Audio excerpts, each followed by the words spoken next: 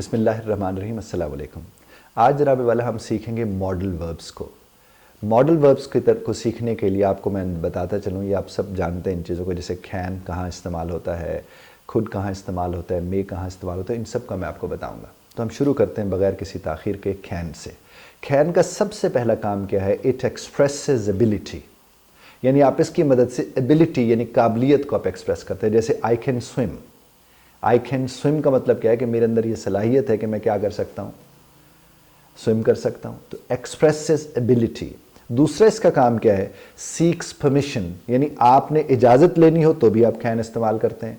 जैसा कि मिसाल के तौर पर can I borrow your pen, क्या मैं आपका पेन आपसे उधार ले सकता हूँ।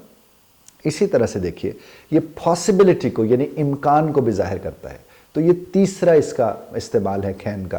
मिसाल के आप कहते हैं it can be difficult to find parking downtown, यानी यहाँ पर it can be difficult to find parking there, यानी वहाँ पर पार्किंग स्लॉट को जो स्पॉट है उसको देखना पाना ज़रा मुश्किल हो जाएगा या मुश्किल हो सकता है। तो कैन के ये तीन इस्तेमाल हैं, एक साहब एबिलिटी, एक पॉसिबिलिटी और एक परमिशन लेना। अब आते हैं खुद की तरफ। तो खुद का पहला काम क्या है? Polite request.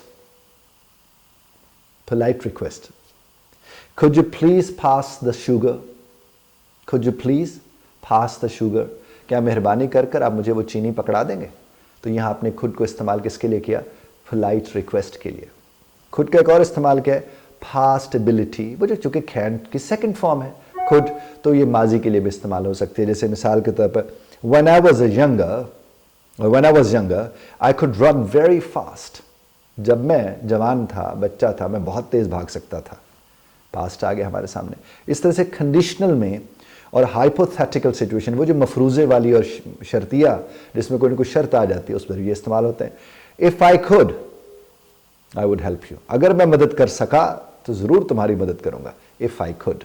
तो जिस तरह कैन में हमने देखा कि तीन तरीके थे उसके इस्तेमाल के, बिल्कुल इसी तरह से खुद के भी तीन तरीके हैं उसके इस्तेमाल के। और अब आगे बढ़ते हैं और चलते हैं मे की तरफ। तो मे का जनाब सबसे पहला काम क्या है कि एक्सप्रेसेस परमिशन और पॉसिबिलिटी, यानी परमिशन इजाजत और इम्कान। You may leave early if you finish your work, you may leave early, you may leave, हाँ तुम जल्दी जा सकते हो। If you finish your work, यानी अगर तुम अपना काम जल्दी खत्म कर लेते हो तो तुम जल्दी जा सकते हो। सिमिलरली फॉर्मल रिक्वेस्ट्स, आपने फॉर्मली किसी को रिक्वेस्ट करना हो तो आप मे इस्तेमाल करते हैं। मसलन may I have a moment of your time please, may I have a moment of your time please, कि आपके वक्त में से थोड़ा बहुत हिस्सा मैं ले सकता हूं, रिक्वेस्ट की जा रही है। इसी तरह से आप देख लिए प्रोबेबिलिटी को यानी इम्कान को। It may rain today, it may rain later, बारिश शायद आज दोपहर को किसी और वक्त में हो जाए, शायद आज बारिश हो। तो ये इम्कान है जिसको जाहिर किया जा रहा है। तो यहाँ पर भी आपने देखा कि तीन इस्तेमाल हैं मे के। बिल्कुल इसी तरह से माइट की तरफ अगर हम बढ़ते हैं तो माइट के जनाबे वाला दो इस्तेमाल हैं। पहला वही पॉसिबिलिटी का, लेकिन possibility most often with uncertainty, यानी इसमें इम्कान तो है लेकिन यकीन नहीं है। जैसे she might come to the party, she might come to the party, शायद वो पार्टी में आ जाए, यानी आने का इम्कान तो है लेकिन इतना ज़्यादा कभी इम्कान नहीं है। इसी तरह से आप गौर करें तो पोलाइट सजेशन और ऑफर्स के लिए भी इस्तेमाल होता है कि I might be able to assist you, I might be able to assist you, मैं शायद इस लायक हूं कि मैं आपकी मदद कर सकूं या आपको इस मामले में मुआवनत कर सकूं। You can say this too. उसके बाद जनाबे वाला है must. Must expresses what? Necessity और ऑब्लिगेशन, यानी ये जरूरत के मानों में होता है इस्तेमाल। You must wear a seat belt, यानी कोई और ऑप्शन नहीं है आपके पास। You must wear a seat belt, आपको हर हालत में सीट बेल्ट जो है वो बांधनी चाहिए, उसका ख्याल रखना चाहिए। और फिर स्ट्रॉन्ग रिकमेंडेशन के लिए दूसरे नंबर पर इस्तेमाल होता है, स्ट्रॉन्ग रिकमेंडेशन के लिए। तो you must try the chocolate cake, it's delicious. या हम किसी को कहते यू मस्ट ट्राई इट, यार तुम इसे ट्राई तो एक दफ़ा, हम कहते यार एक दफ़ा खा के तो देखो ना, एक दफ़ा टेस्ट तो करके देखो ना, यू मस्ट ट्राई इट। तो ये स्ट्रॉन्ग रिकमेंडेशन के तौर पर इस्तेमाल होता है। इसी तरह शुड है, तो शुड के ऊपर देख लीजिए तो एडवाइस के लिए और रिकमेंडेशन के लिए इस्तेमाल होता है। You might have noticed it too कि you should study for your exam, you should study for your exam, आपको अपने एग्जाम के लिए स्टडी करना चाहिए। यहाँ पर आप क्या कर रहे हैं? एडवाइस कर रहे हैं और रिकमेंडेशन दे रहे हैं। एक्सपेक्टेशंस के लिए भी ये इस्तेमाल होता है मिसाल के तौर they should arrive by 3 PM, they should arrive by 3 PM, उन्हें वैसे 3 बजे तक आ जाना चाहिए, यानी you are expecting them to be here around 3 PM. Similarly polite request के लिए भी इस्तेमाल होता है, should I help you with that, मैं आपकी मदद करूं इस सिलसिले में, हम कहते हैं ना कि मैं आपकी मदद करूं इस सिलसिले में, तो should I help you with that. उसके बाद जनाबे वाला है ought to, OUGHT, ought to. ought to be strong recommendation और moral obligation, ये अखलाक की जिम्मेदारी भी बन जाता है, और strong recommendation है you ought to apologize, यानी आपको लगा कि कहीं किसी को आपने कहना कि यार तुम्हें सॉरी कर लेना चाहिए, तुम्हें माजरत कर लेनी चाहिए, तुम्हारी अखलाक की जिम्मेदारी बनती है, तो वहाँ पर ought to इस्तेमाल करवाएंगे, you ought to apologize. इसी तरह से ये शुड जो है ये भी सेंस ऑफ ड्यूटी के साथ भी कहीं ना कहीं जुड़ा होता है, जिस तरह जहाँ शुड आप इस्तेमाल करते हैं वहाँ पर नॉन आप इसे इस्तेमाल कर लेते हैं.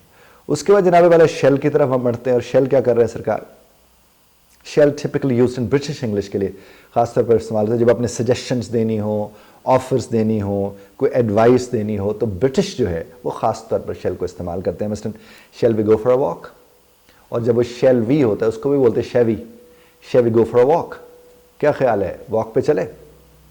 और कुछ कॉन्टेक्स्ट में it can be used to express future action in the first person, और कुछ कॉन्टेक्स्ट में तो फ्यूचर के लिए भी इसे इस्तेमाल किया जाता है फर्स्ट पर्सन के साथ, जैसे और हालांकि विल कॉमन है, वहाँ पर जहाँ विल लगना है वहाँ भी इसको इस्तेमाल कर दिया जाता है, लेकिन उस सूरत में ये क्या हो जाता है, ये ज़रूरी के मायने में इस्तेमाल हो जाता है. जैसे आपको याद होगा मैंने आपको एक दफ़ा बताया था कि आई और वी के साथ शेल लगता है, लेकिन उलट हो जाए यानी विल लग जाए तो फिर वो ज़रूर के मानों में इस्तेमाल होता है. तो यहाँ भी कुछ ऐसी सूरत हाल है. उसके बाद बढ़ते हैं विल की तरफ. तो विल जनाब एक काम तो क्या करते हैं, एक्सप्रेसेस फ्यूचर एक्शंस, ये फ्यूचर एक्शन को एक्सप्रेस करता है. I will meet you at the airport, I will meet you at the airport, मैं आपको एयरपोर्ट पे मिलूंगा, फ्यूचर एक्शन. इस तरह से इंस्टेंट डिसीजंस, फौरी जब आप फैसले करते हैं उसके लिए भी जनाब ये इस्तेमाल होता है. जैसे आप कहते हैं I will have the salad please, I will have the salad please, यानी बैठे बैठे आप क्या लेंगे जनाब, आपने कहा जनाब मैं सैलड लूंगा, I will have the salad please. अब आप क्या लेंगे जनाब, I will have the rice please, जो भी आपको चाहिए आप वो ले सकते हैं.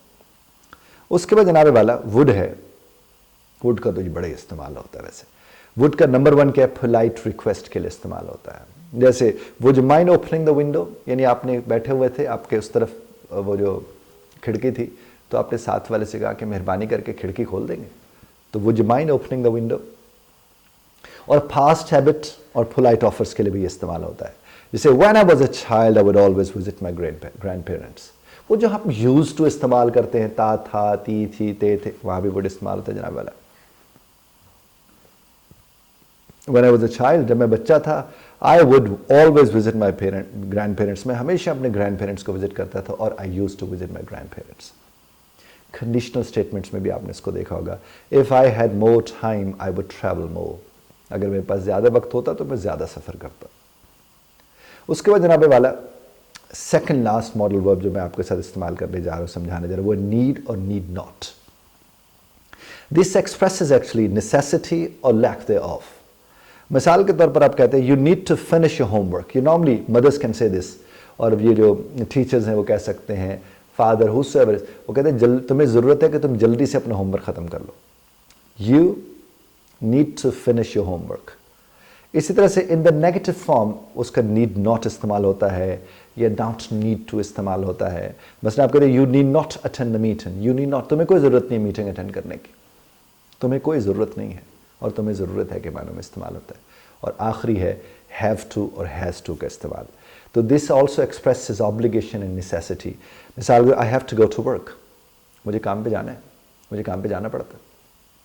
Often used interchangeably with must, यानी जहाँ आप हैज़ टू और हैव टू लगाते हैं वहाँ आप ये दोनों ना लगाएं और मस्ट लगा दें तो भी काम चल जाएगा.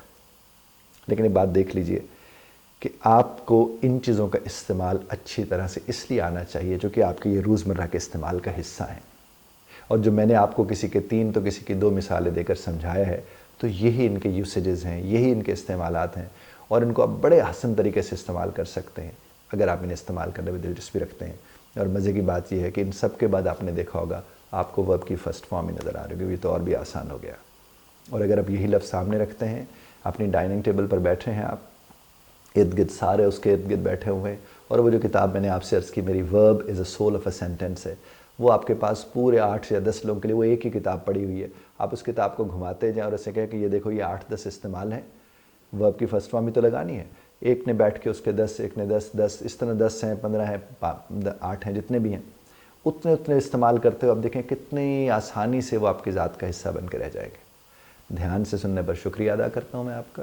इख्तिलाफ़ राय का हक़ आप महफूज रखते हैं, बज़रत तर्ज़ इख्तिलाफ़ राय का ख्याल रखिएगा।